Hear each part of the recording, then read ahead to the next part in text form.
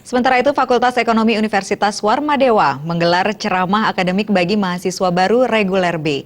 Ceramah akademik ini diikuti oleh 352 mahasiswa.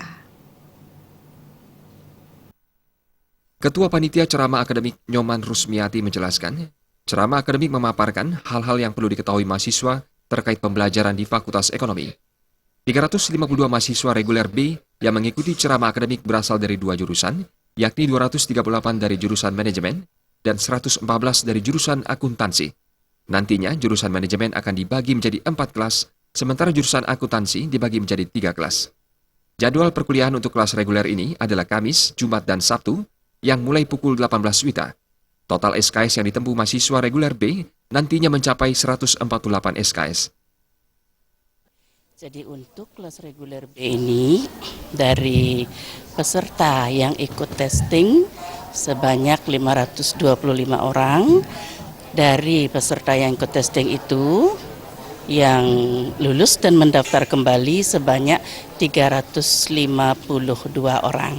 Jadi dari 238 jurusan manajemen itu nanti kita bagi menjadi 4 kelas, sedangkan jurusan akuntansi itu nanti kita bagi menjadi 3 kelas. Pilihannya untuk kelas reguler B ini, jadi mereka kuliahnya hari Kamis, Jumat, dan Sabtu, mulai pukul 18.00 sore. Ya. Total, jadi secara total mereka harus menempuh SKS sebanyak 148 SKS. Dekan Fakultas Ekonomi Unwar, Madesara menyatakan, sesuai kurikulum KBK berbasis kompetensi, dosen lebih banyak memberikan tugas mandiri dalam proses pembelajaran di kelas. Sebagian besar mahasiswa baru reguler B telah bekerja. Meski demikian, Madesara menilai kelas reguler B lebih baik sehingga diyakini mampu menempuh pendidikan selama 3,5 tahun. Nah, kalau misalnya untuk materi dengan pola penerapan kurikulum KBK berbasis kompetensi, memang kita lebih banyak nanti memberikan kepada mahasiswa itu adalah untuk tugas mandiri dan ada proses pembelajaran di kelas. Jadi memang kita akan mengacu. Kebanyakan mereka sudah bekerja untuk reguler B ini.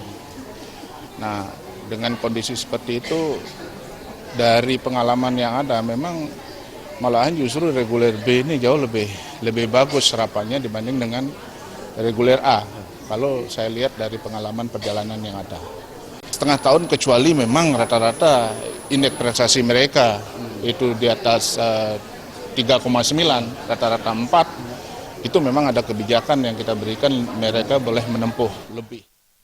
Mahasiswa yang diharapkan mampu menempuh pendidikan selama 3,5 tahun dengan rata-rata IPK 3,9 bahkan hingga 4. Agung Ria dan Adi Setiawan, Bali TV.